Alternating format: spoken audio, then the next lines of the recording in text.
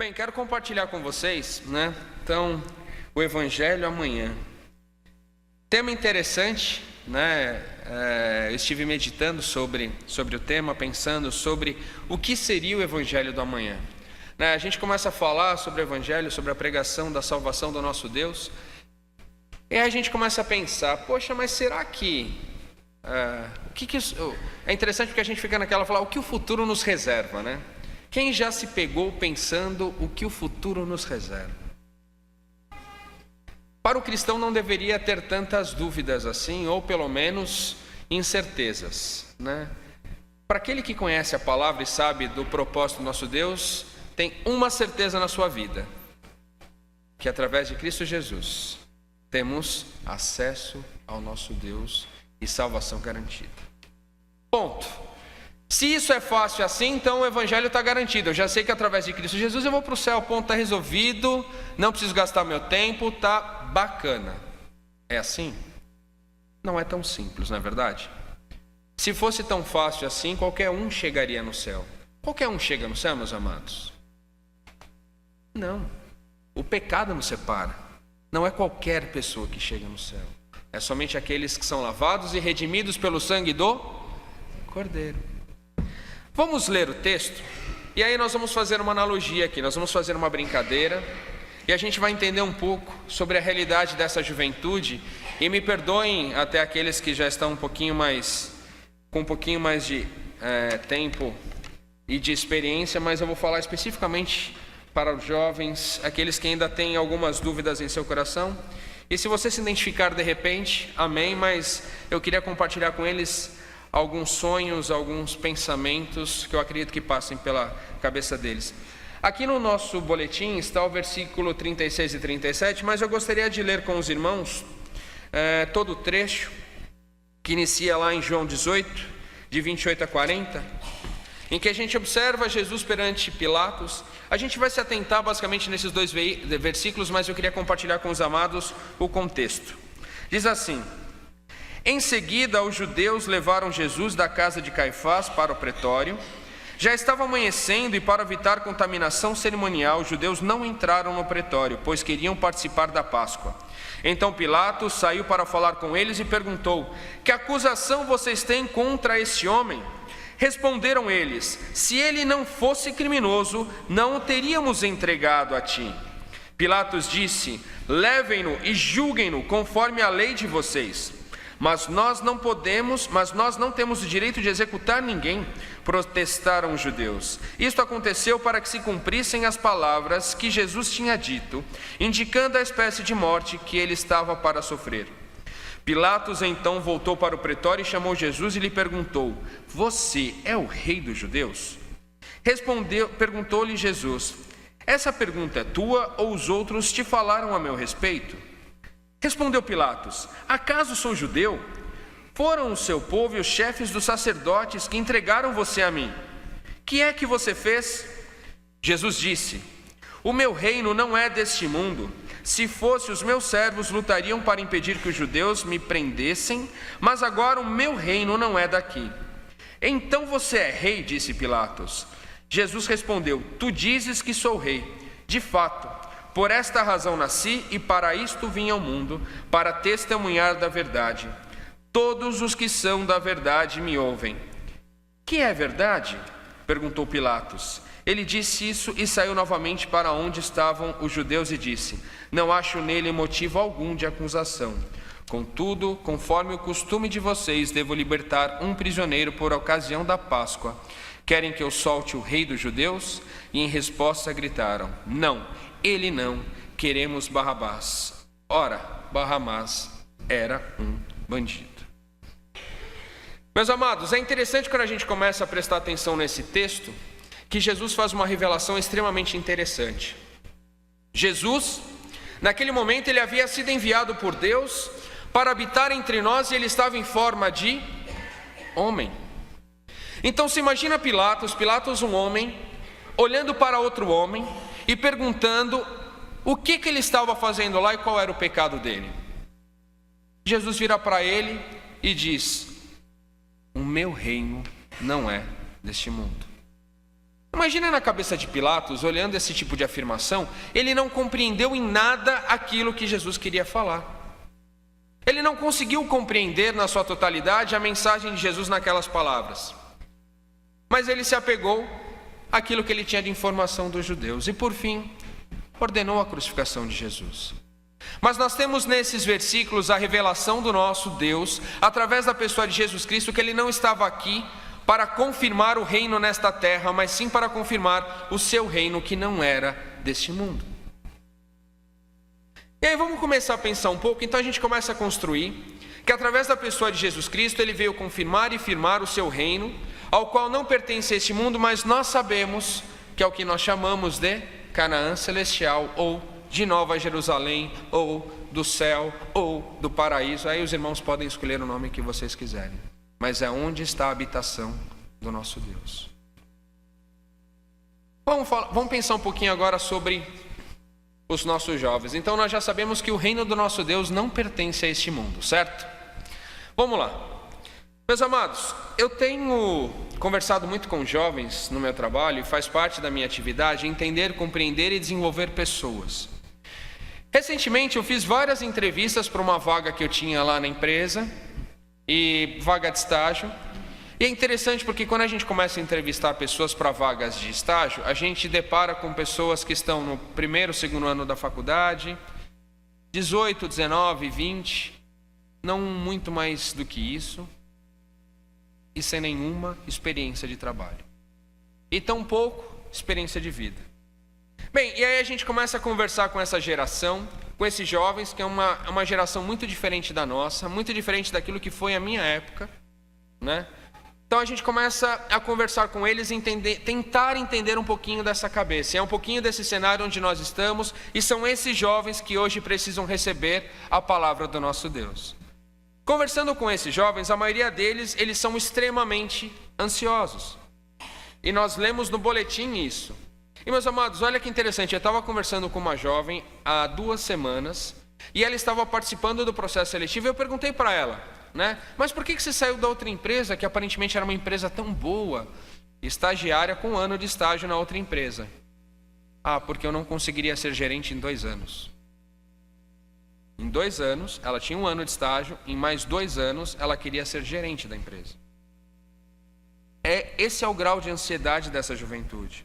E eu comecei a conversar com ela, falei, mas você se sentiria preparada para ser gerente? Eu falei, claro. Que tipo de experiência você teria tido? Ela parou, pensou, e a gente começa a entrevistar, a interrogar, e a gente percebe que essa ansiedade é extremamente prejudicial para essa juventude. Essa ansiedade faz com que o jovem não consiga compreender, não consiga se adaptar e principalmente se sinta extremamente incomodado quando as coisas não acontecem. Não que isso seja um problema, vou ser sincero, eu acredito que o desafio é o que nos faz evoluir, nos faz ser melhor, e essa juventude olha para dentro daquilo que acontece na sua vida e muitas vezes não está conformada ou quer que mude de forma muito rápida. Nós precisamos investir tempo, meus amados.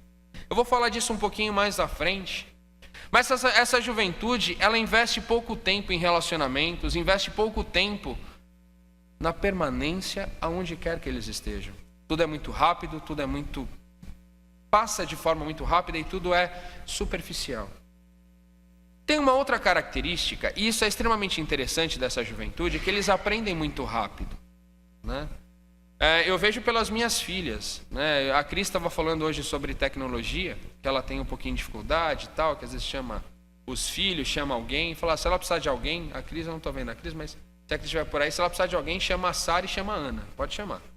Tecnologia, as duas estão, né? Conhece bem. Ah, Cris, achei a Cris. Ô, Cris, precisar de alguém para ensinar tecnologia, pode chamar a Sara dá uma força, tá? Gente, como eles aprendem rápido. Eles têm uma capacidade de absorver. E é engraçado.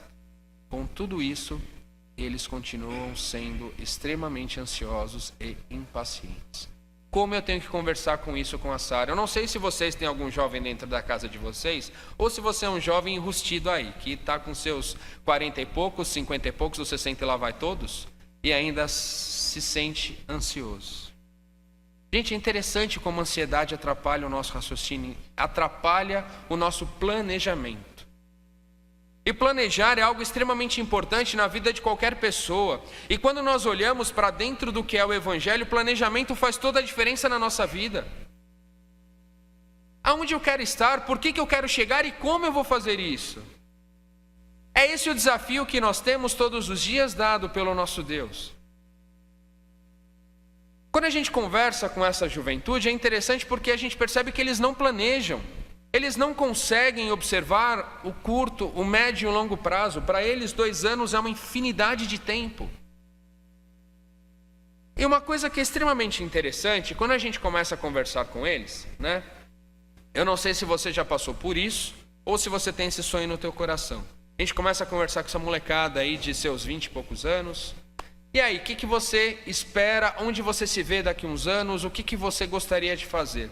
Em quase todos eles, aparece que eles querem ter uma experiência internacional.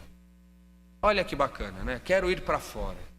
Né? Quantos aqui sonham com isso? Aqui deve ter uma molecadinha aqui que já deve estar com isso no coração, deve estar planejando, deve estar sonhando.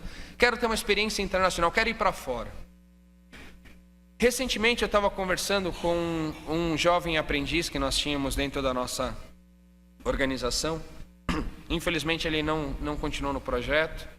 Por uma série de fatores e dificuldades, família que ele tinha, não conseguiu se adaptar ao ambiente de trabalho, não conseguiu se adaptar à rotina e principalmente a receber ordens. Mas é interessante porque eu conversava muito com ele, e eu tenho esse hábito de conversar muito com a minha equipe. E aí eu perguntei para ele um certo dia, falei, me fala um negócio. Aonde você se vê daqui 2 anos? Ele falou, quero fazer faculdade. Poxa, que bacana, que legal. Agora me responde uma coisa, quanto que custa a faculdade? Qual faculdade? Ah, vou fazer engenharia. Bacana. Eu nem lembro se ele falou engenharia, mas bacana. Quanto que custa? Ah, não sei. Quanto que você ganha? Você sabe quanto que você ganha é suficiente? Agora uma segunda pergunta, existem outros recursos? Aí eu comecei a fazer perguntas para entender aonde aquele planejamento dele levaria. Meus amados, ele não tinha a mínima noção como é que ele ia fazer para fazer a faculdade. Ele em algum momento escutou que era para fazer faculdade, ele achou que faculdade seria legal, mas ele não tinha em nenhum momento construído dentro da sua mente como que ele chegaria lá. Meus amados, às vezes a gente faz isso com a nossa vida. A gente faz isso com o relacionamento com o nosso Deus. Eu quero chegar no teu reino, mas eu não faço a mínima ideia como. Eu não planejo, eu não me programo, eu não executo, eu não tenho tarefas. E é interessante que quando a gente conversa com eles e essa mocidade fala, não, quero ter essa experiência internacional, quero ir para fora. Aí pegando esse mesmo exemplo desse jovem que não fazia a mínima ideia de como que ele conseguiria fazer a faculdade dele, eu quero fazer uma analogia sobre o que é viajar para fora, ter experiência internacional com o acesso ao reino do nosso Pai. Vamos fazer uma brincadeira aí. Me ajudem, meus amados. Quem aqui já teve a oportunidade? Eu vou pegar um país que vai ficar mais fácil, mas quem já foi para algum país aí que já precisou de visto, né? Precisou, né? Tem alguns aqui, ok? Viajar para fora, o que você precisa? Em primeiro lugar, o que você precisa para ir para fora do país? Vamos falar países fora do Mercosul. O Mercosul não vale. O que a gente precisa? Passaporte, beleza. Ponto 1, né? O que mais? Não, calma. Você pode ter o passaporte, você pode ter o dinheiro, mas você precisa ter um negócio antes. Visto, muito bem. Então tem o passaporte, tem o visto e tem por fim, recursos, né? Não só o tempo, mas também dinheiro, né? A gente precisa ter recursos. É interessante, porque quando a gente fala para esse jovem, eu quero ir para fora. Legal, você já tem passaporte? Não. Você já tem visto? Não. Você já levantou o dinheiro? Falei, nem sabe quanto custa. Planejamento. Agora vamos fazer uma brincadeira agora. Agora a gente vai fazer uma analogia. A gente acabou de ler um texto em que Jesus Cristo afirma que o seu reino não é neste mundo. Beleza? Se o reino de Deus não é neste mundo, a gente precisa chegar lá, não precisa? Nós temos que fazer uma viagem. A gente vai fazer uma jornada para chegar lá. Então vamos lá, eu preciso chegar no reino de Deus. Eu preciso do meu? Um de cada vez, irmãos. Vamos lá, senão a gente não consegue escutar. Muita gente falando. Preciso do meu passaporte, preciso do meu visto e preciso ter recursos. Beleza? Vamos entender um pouquinho do que é essa viagem? É interessante, meus amados, porque a gente precisa se programar, a gente precisa estar planejados, organizados, para chegar até o reino do nosso Deus. Não é algo tão simples assim. Às vezes a gente fala de um evangelho tão superficial, e eu tenho visto essas igrejas modernas dizer que você não precisa de uma igreja para se relacionar com Deus, para crescer. Eu acho estranho isso, meus amados. Se isso fosse verdade, pergunta por que Deus instituiu a igreja. Se não houvesse a necessidade, qual o propósito do nosso Deus organizar tudo isso? A reunião dos salvos, a reunião dos santos. É meio estranho isso, não é? Para que existe o livro de Atos relatando tantas obras e tantas coisas maravilhosas de uma igreja viva? Não é fácil, meus amados. Servir ao nosso Deus exige esforço e dedicação. Vamos lá, vamos entender. Então, o nosso passaporte. Em Marcos, capítulo 1, versículo 15, diz assim: cumpriu-se o tempo e é chegado o reino de Deus. Arrependei-vos e crede no Evangelho.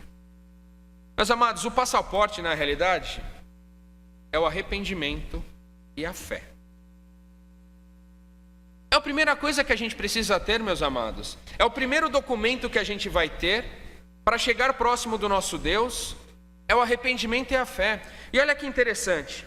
Arrependimento significa pesar ou lamentação do mal cometido. Meus amados, a geração que nós vivemos hoje é uma geração que vive meio que alienada. É uma geração que não se aprofunda nas coisas. É uma geração que não compreende muitas vezes a responsabilidade dos seus atos. E sem compreender a responsabilidade dos seus atos, muitas vezes não tem a noção daquilo que ele está fazendo de errado.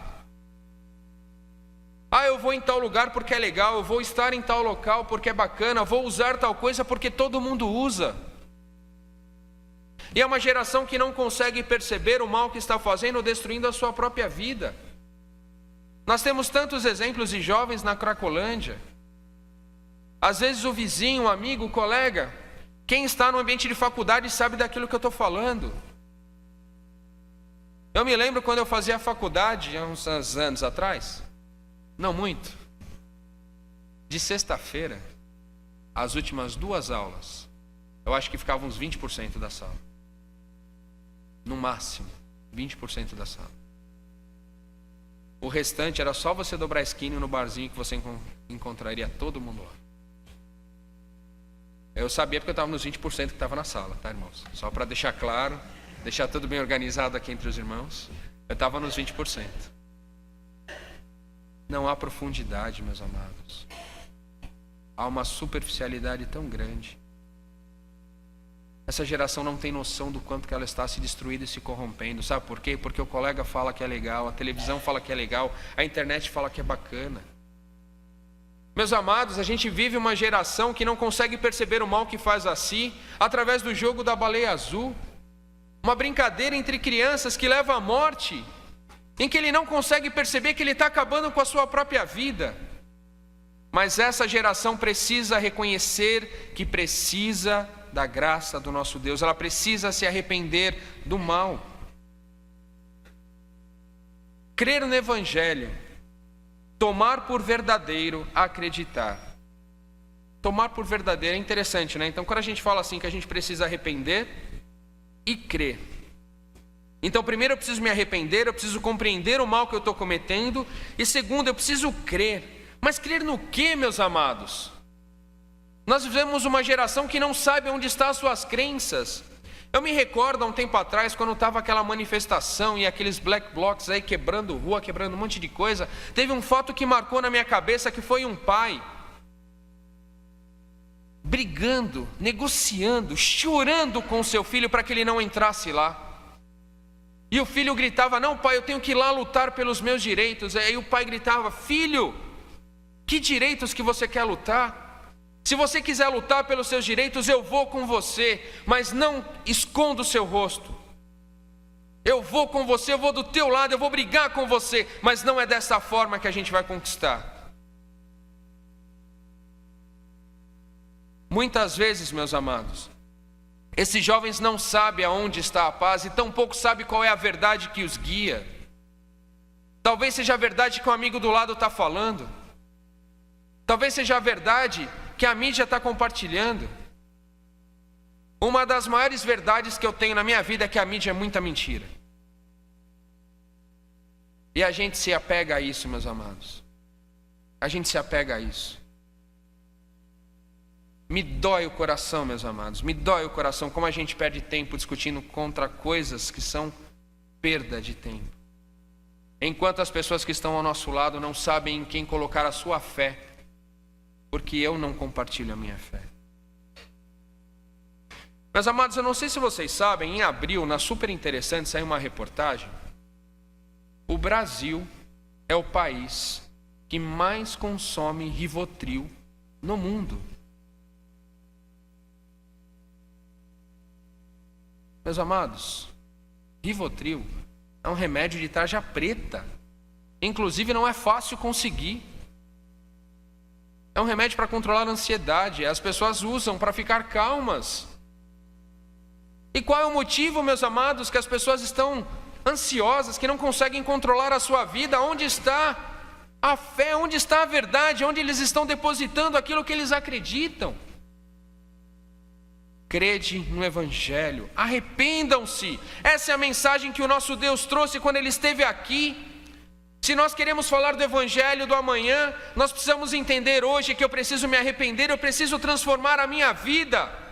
Eu preciso colocar a minha fé fundamentada no único Deus, capaz de transformar, de salvar, de mudar aquilo que eu sou. É essa a verdade que eu preciso ter, é nele que eu preciso depositar a minha fé.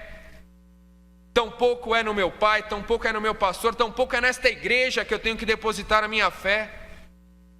Maldito o homem que confia no homem. Esteja vós fundados na fé do nosso Deus, alicerçados no Senhor soberano Jesus Cristo.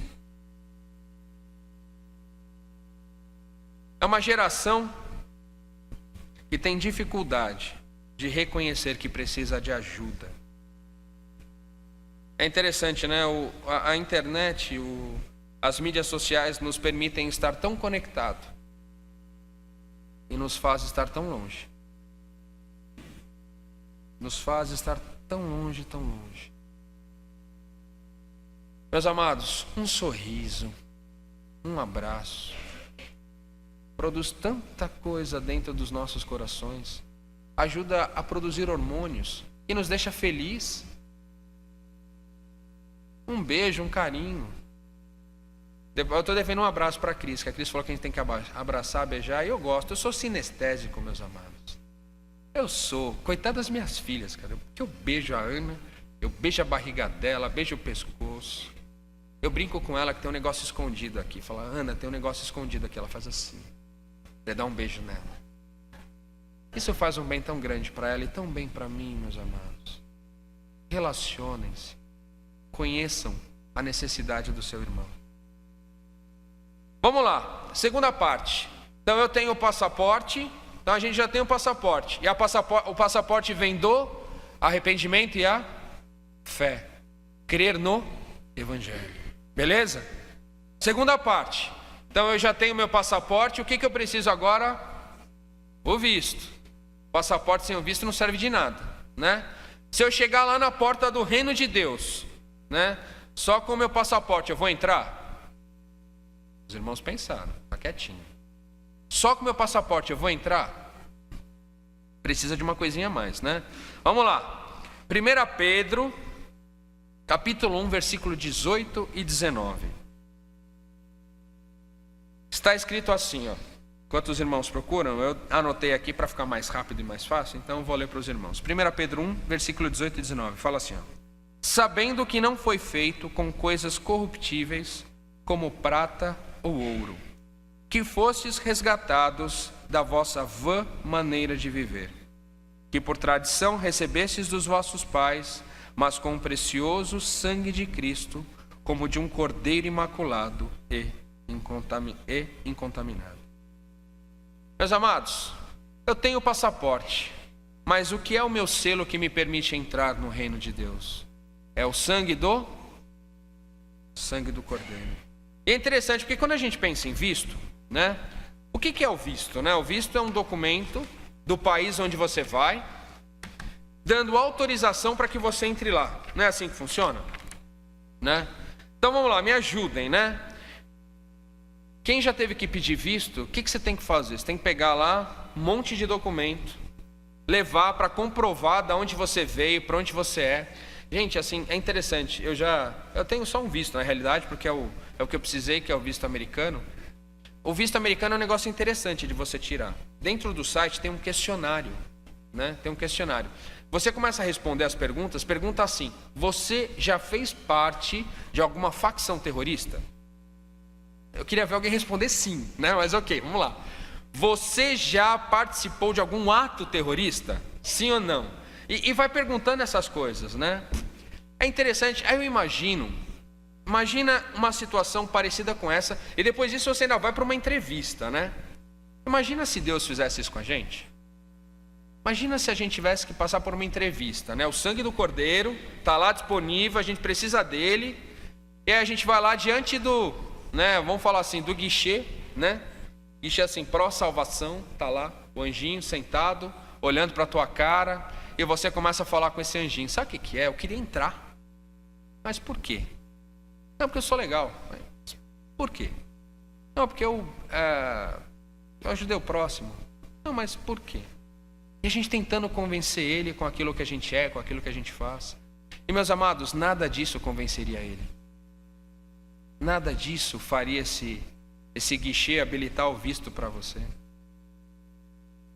Somente a fé em Cristo Jesus. Meus amados, isso deixa muito claro que aquilo que eu sou, aquilo que eu me esforço para fazer, nada vale. Nada vale. É interessante o Rafa, quando ele estava falando hoje de manhã aqui, trazendo a palavra, ele falou exatamente sobre isso. Em que a gente acha que é muita coisa e por causa disso eu vou começar a julgar o outro. Por causa daquilo que eu faço, daquilo que eu sou. E como a gente acha que a gente é alguma coisa. A Bíblia fala que nós somos pó. E ao pó a gente vai voltar. Meus amados, a gente vai todos para o mesmo lugar. E eu vou falar uma coisa. Pode ser maior, menor, quente ou não, mas você vai virar pó. Você pode ser queimado, você pode ser comido, você pode ser derretido, você vai virar pó. É exatamente a mesma coisa. Eu não sei se é verdade ou não, mas eu li uma vez que Alexandre o Grande, quando ele tinha morrido, ele ordenou algumas coisas, né? Então ele pediu que conduzissem ele pelas ruas com todas as riquezas no caminho, colocassem as suas mãos para fora e que os médicos que cuidaram dele carregassem o seu caixão. O que ele queria dizer com isso? Que toda a riqueza dele ficou aqui, ele estava indo com as mãos abanando, e com toda a ciência e sabedoria daqueles médicos, eles não conseguiram salvar a vida dele. O nosso fim é certo, meus amados, né? Bem, redimido pelo sangue, nós temos a liberdade de passar a eternidade com o nosso Deus. E é interessante porque quando a gente começa a pensar nisso, em que momento que isso foi comprado?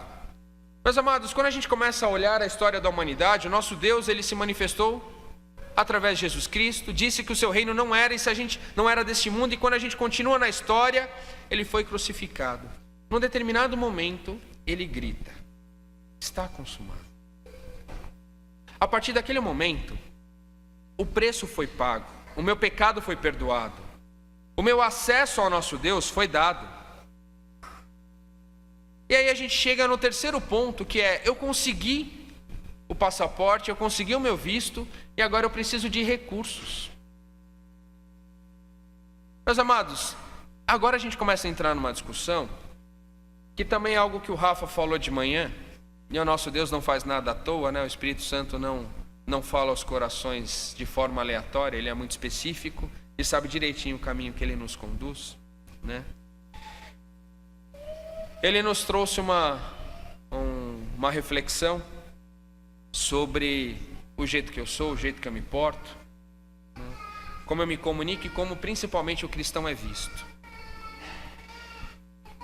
Meus amados, quando a gente fala que eu preciso agora, no terceiro momento é ter recursos, e os recursos a gente pode entender tempo, dinheiro. Quando a gente fala em tempo e dinheiro, vamos lá, quando a gente pensa em dinheiro, né, para viajar para fora, o que você precisa fazer para conquistar?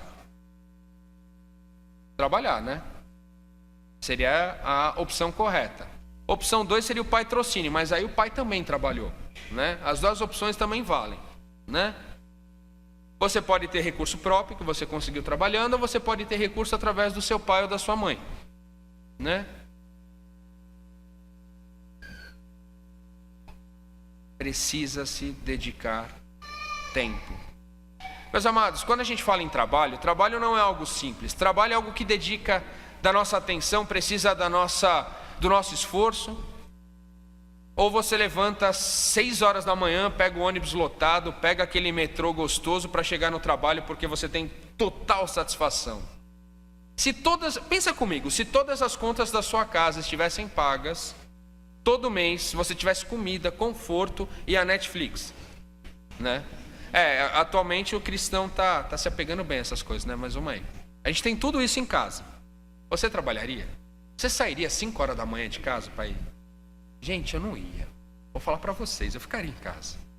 Na boa. Se fosse bom, não chamava trabalho. Não é? Trabalho já traz um negócio assim.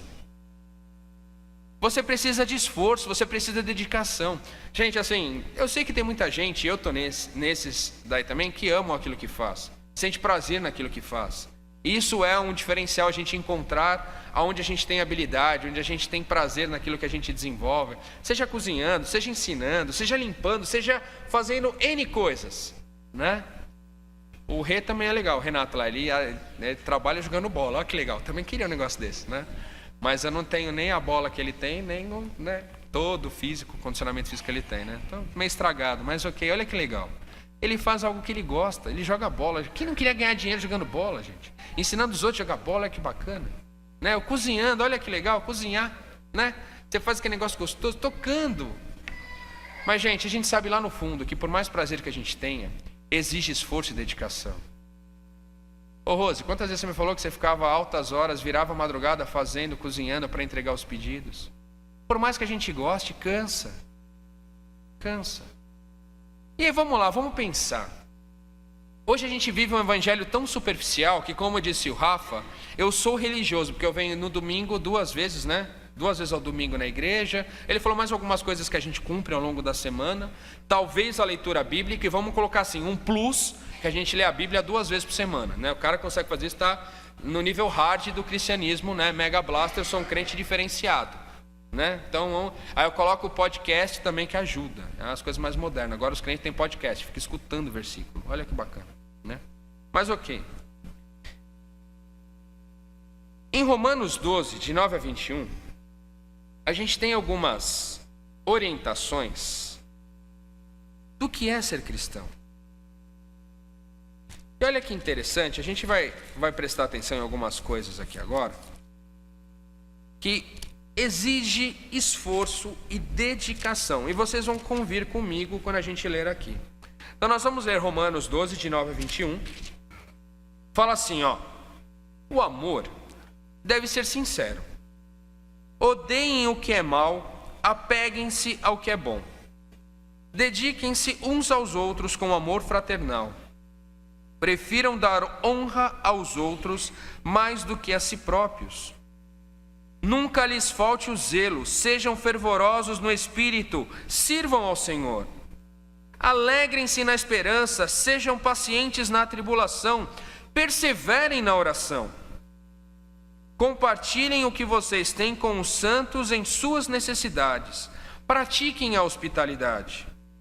Abençoem aqueles que os perseguem, abençoem e não os amaldiçoem.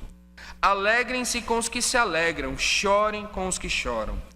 Tenham uma mesma atitude para com os outros. Não sejam orgulhosos, mas estejam dispostos a associar-se com pessoas de posição inferior. Não sejam sábios aos seus próprios olhos. Retribuam a ninguém mal por mal. Procurem fazer o que é correto aos olhos de todos. façam todo o possível para viver em paz com todos. Amados, nunca procurem vingar-se, mas deixem com Deus a ira, pois está escrito: minha é a vingança, eu retribuirei, diz o Senhor. Ao contrário, se o inimigo tiver fome, dê-lhe de comer, e se tiver sede, dê-lhe de beber. Fazendo isso, você amontoará brasas vivas sobre a cabeça dele. Não se deixem vencer pelo mal, mas vençam o mal com o bem. Meus amados, relacionamento com Deus exige esforço. Não é tão simples assim. Essa religiosidade barata daquele cristão que acha que vir na igreja e, quiçá, dar o dízimo, está tendo um verdadeiro relacionamento com Deus, está realmente construindo recursos para estar chegando ao reino do nosso Deus. Eu fiz algumas anotações para a gente pensar, porque a gente leu muita coisa, né? Então eu consegui listar aqui 10, na verdade eu deixei um monte de coisa de fora que valeria o tempo, mas a gente vai pensar algumas coisas. No versículo 9, olha como não é fácil ser cristão. E a gente acha que é fácil, que eu vou fazer de qualquer forma. Não, o cristão verdadeiro, ele precisa exigir tempo e atenção de si mesmo. Ponto 1, olha lá, no versículo 9, o amor não seja fingido. Meus amados, relacionar-se com o próximo não é algo tão simples. E quando a gente fala que ama, eu preciso demonstrar. É interessante porque a gente fala, não, eu tenho amor pelas almas perdidas. Prova. Ah, eu tenho amor pelo meu irmão aqui na igreja. Prova. O amor não pode ser fingido, meu amado. Isso não é tão simples assim. Sabe, eu fico olhando esse evangelho que nós vivemos hoje, perdoem, meus amados, porque isso me dói o coração muitas vezes. Eu me lembro do pastor Onésimo, foi meu pastor na Igreja Batista em Vila Guarani. Se você não fosse no domingo, na segunda-feira ele estava na tua casa.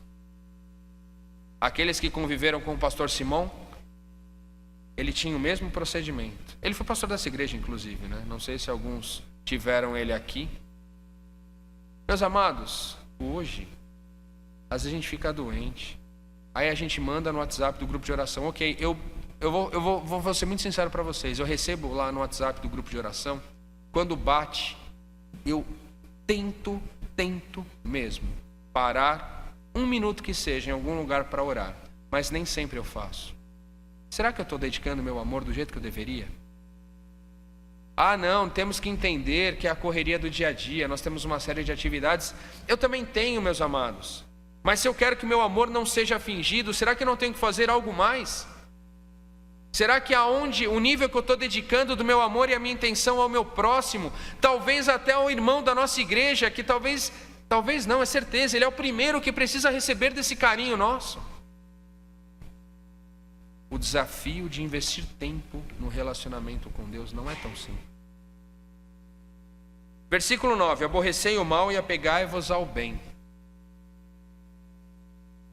Terceiro motivo, não sejais vagarosos no cuidado, está lá no versículo 11. Gente, não sejais vagarosos no cuidado, é assim, vamos ser rápido em ajudar, vamos ser rápido no fazer. Sabe, um dos desafios mais interessantes que nós temos, né? Eu vejo jovens aqui, tem o Ministério do Som e tantos outros ministérios na nossa igreja, e às vezes chega uma pessoa aqui na igreja falando, nossa, eu queria tanto chegar numa igreja que eu pudesse trabalhar. Vocês já escutaram isso? A gente já falou isso também algumas vezes, né?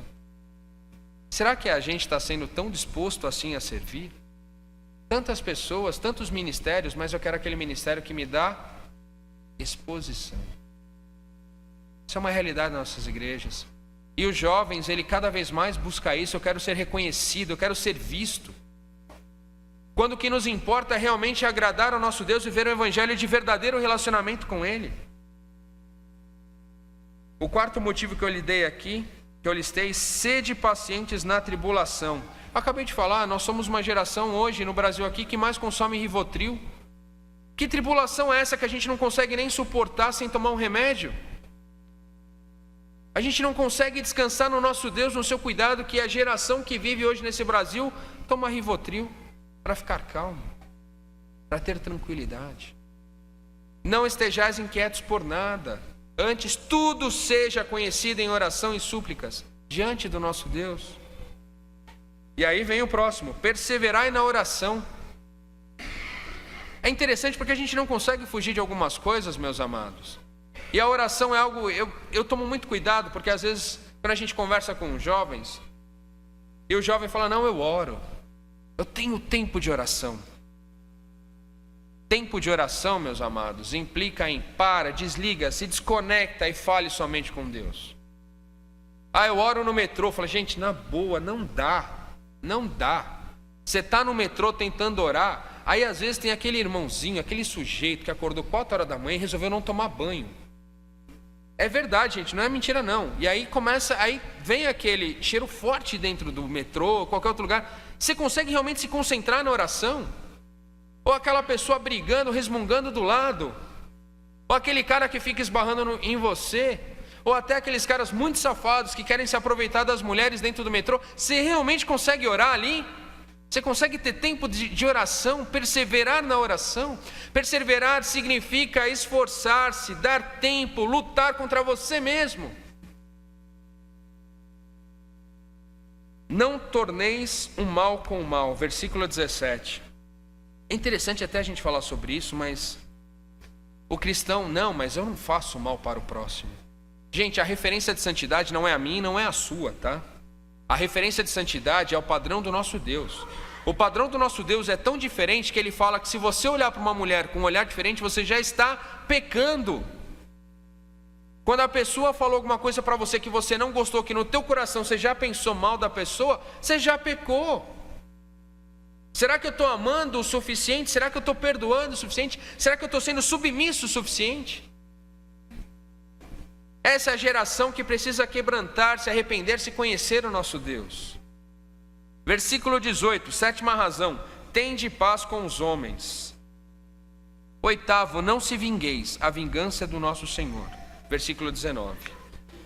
Eu ajunto esses dois aqui: tende paz com os homens e não se vingueis. É interessante, né? Porque a paz, para a gente conquistar, tem um negócio interessante. Se a gente pegar o versículo aqui, ó, no que for possível e estiver no alcance de vocês, tende paz com todos. Falando com os casais, eu já falei isso algumas vezes e eu tenho tentado praticar isso, não é que eu consigo todas as vezes. Eu costumo dizer, sabe qual é a única pessoa dentro de um relacionamento, né? Qualquer pessoa que se relacione comigo, com o Rogério, sabe qual que é a única pessoa que tem a capacidade de evitar uma briga, uma discussão? Sou eu, é o Rogério. Vocês podem fazer o que vocês quiserem, mas se eu não quiser brigar, não vai existir briga. E vocês, cada um de vocês, meus amados, devem praticar isso. Se você disser para você mesmo: não vou ter atrito, não haverá briga, não haverá discussão. Está sobre o teu controle, está sobre o teu domínio. Então tende paz com os homens e não vingue, a vingança é do Senhor. Cuida do teu inimigo, 9ª razão, versículo 20. Meus amados, não é fácil a gente amar quem nos persegue, né? Vamos falar na real. E a gente acha, não, a gente pratica isso. Eu vou te falar que a gente não pratica. Eu lembro uma vez, a Keila trouxe a mensagem, comentou de um missionário falando alguma coisa. Quando tem algum cristão que está passando por perseguição, ou está com algum problema, que está prestes a ser morto, por quem que a gente ora? Para quem que é a nossa oração quando isso acontece? A gente ora pelo cristão, pelo missionário, para que ele seja liberto. Quem orou pelo carrasco para que ele se salve? Quem orou pelo carrasco para que ele se salve? Cuida do teu inimigo. E o texto ainda vai um pouquinho mais: se ele tiver fome, dá comida; se ele tiver sede, dá água. E a gente vai orar pelos nossos irmãos que estão morrendo porque estão pregando o evangelho. Gente, eu não estou, por favor, não acho que, abrindo parênteses, nós precisamos orar por eles, pelo cuidado do nosso Deus, conforto, é isso que realmente o sustenta. Mas não somente isso. A gente não deve parar a oração em: Senhor, livra os nossos irmãos da morte, cuida deles. A salvação deles está garantida. E eles sabiam que quando eles colocaram as suas vidas ao serviço do nosso Deus, esse era um risco de perder a sua vida aqui, mas ganhar na eternidade. Mas nós não oramos pelos nossos inimigos, para que eles se convertam, se arrependam e conheçam a salvação e a paz do nosso Deus.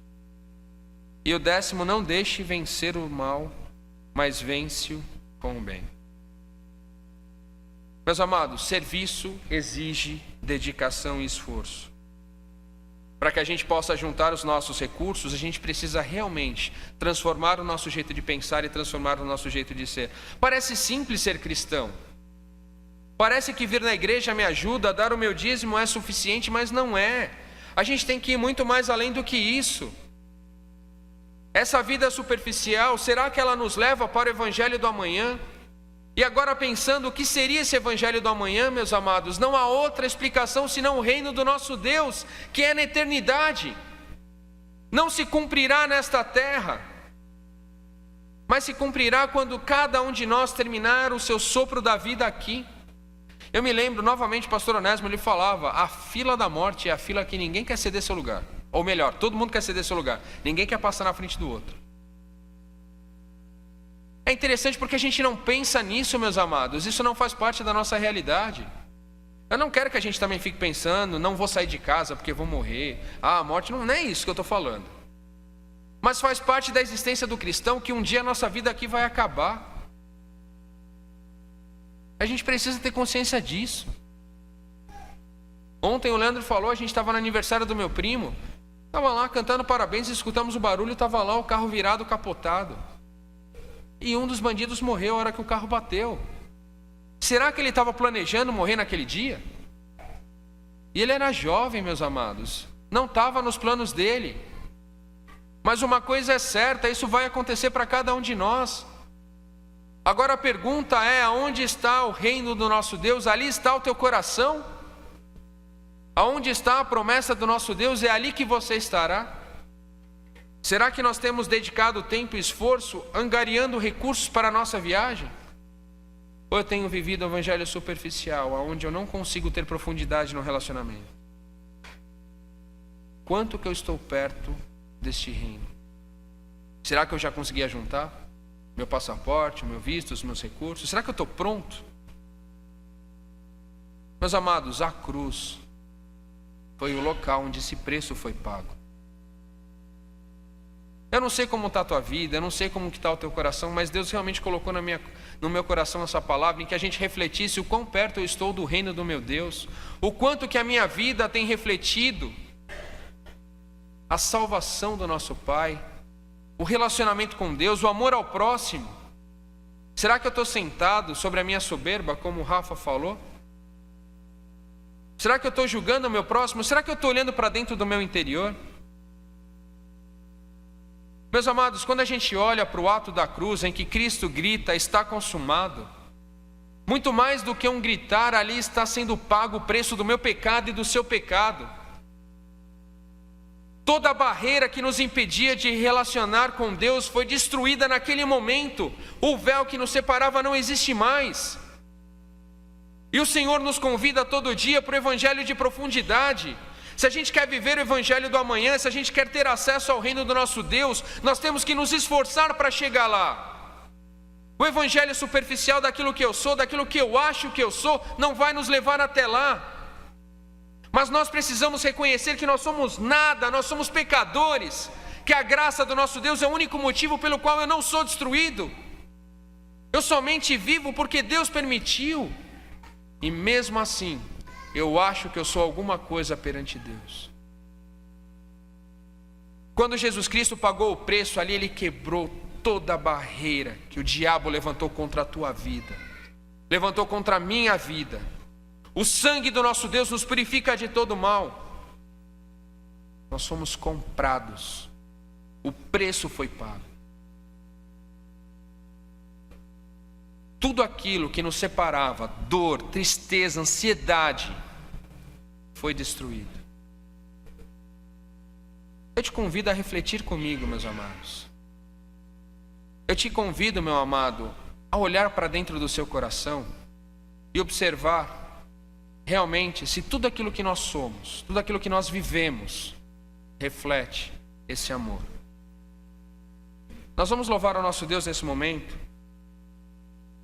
E durante esse cântico eu quero que você pense, eu quero que você reflita. O sangue do nosso Deus é o que quebra toda barreira. o que nos dá acesso e livre acesso ao nosso Deus. Aí às vezes a gente fica se perguntando, será que eu tenho vivido um evangelho que reflete a salvação, que reflete o amor do nosso Deus? Será que eu amo o meu Deus acima de todas as coisas? Será que eu amo o meu próximo como eu me amo? E na realidade o Rafa até trouxe de manhã a reflexão do nosso Deus, que nós devemos amar como Cristo amou, que se entregou, deu a sua vida. Esse preço foi pago, meu amado.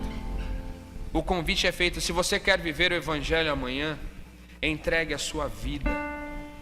E não é uma parte, não é somente um pedaço, é inteiro. É tudo aquilo que você é, tudo aquilo que você pensa, tudo aquilo que existe dentro de você. Exige esforço, dedicação, relacionamento com Deus, relacionamento com o seu irmão. Enquanto o grupo de louvor canta esse hino, pense nisso no seu coração. O preço que foi pago pela tua vida. Vamos louvar o nosso Deus.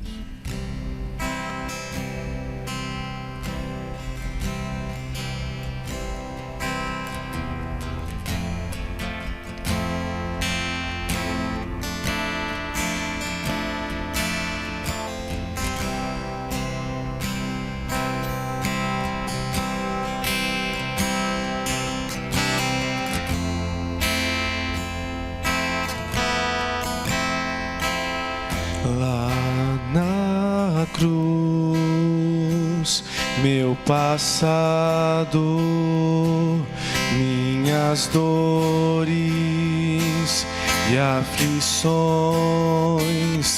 lá na cruz, minha vitória, nova vida, nova história, sangue derramado, preço que foi pago por amor a mim.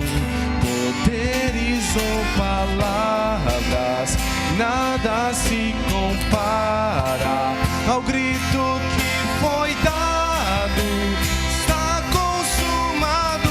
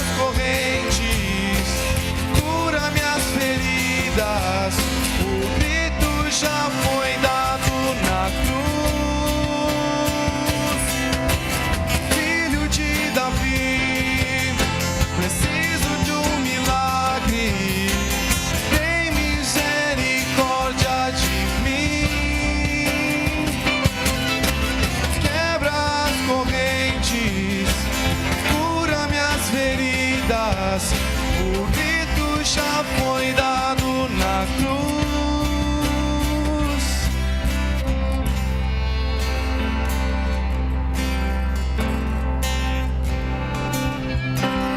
Meus amados, o preço foi pago. E o nosso Deus, Ele nos convida a cada dia a ter intimidade com Ele. Ele nos convida a dedicar esforço. Ele nos dedica a sua vida, aquilo que Ele é, lá na cruz. Ele deu tudo o que Ele tinha, meus amados. Ele colocou o que Ele tinha de melhor, que foi a vida do seu Filho, o seu único Filho, derramando o seu sangue no meu lugar e no seu lugar. Ele está neste momento, meus amados, te convidando. Eu não sei como está a tua vida, não sei como está o teu coração, mas eu te convido nesse instante a refletir, olhar para dentro do seu coração, e se houver algum pedaço, aquele momento em que você entende que ainda falta um pouco mais, vamos orar ao nosso Deus para que esse momento seja quebrado, esse pedaço seja tirado, e que o Espírito Santo tenha total domínio sobre o teu ser. Senhor Deus, Senhor Pai, eu estou diante da tua presença, Pai. Eu te agradeço, Senhor, pelo teu sacrifício lá na cruz, ó Deus. Senhor, se nós queremos viver o Evangelho amanhã, se nós queremos estar diante de Ti, no Teu reino, Te glorificando, louvando, eu preciso hoje entregar a minha vida a Ti. Nós não sabemos, ó Deus, nem o dia, nem a hora, ou quando o Senhor virá, ou quando nós seremos chamados para diante de Ti estar, ó Pai.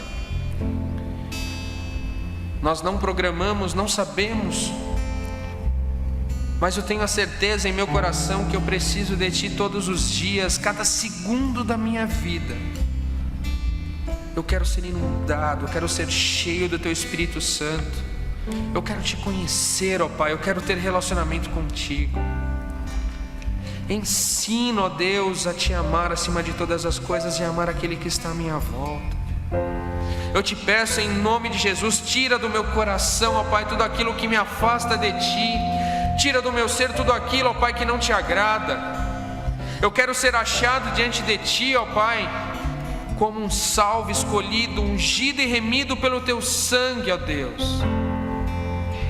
Que o Teu Espírito Santo trabalhe em nossos corações, ó Pai. Que Ele tenha livre acesso a cada pedaço do nosso ser. E se houver algum pedaço do nosso ser que não está totalmente dedicado a Ti, eu clamo nesse instante que seja retirado, que seja quebrantado, que seja renovado por amor a Ti, ó Deus. Te damos graças, ó Deus, porque através da Tua cruz nós podemos neste momento estar diante da Tua face. Te agradeço por este culto, ó Pai, te agradeço por essa igreja. Toca na vida de cada um de nós, que nós possamos estar cada vez mais perto de Ti, ó Deus. Louvado seja o Teu nome, em nome de Jesus, ó Deus. Amém.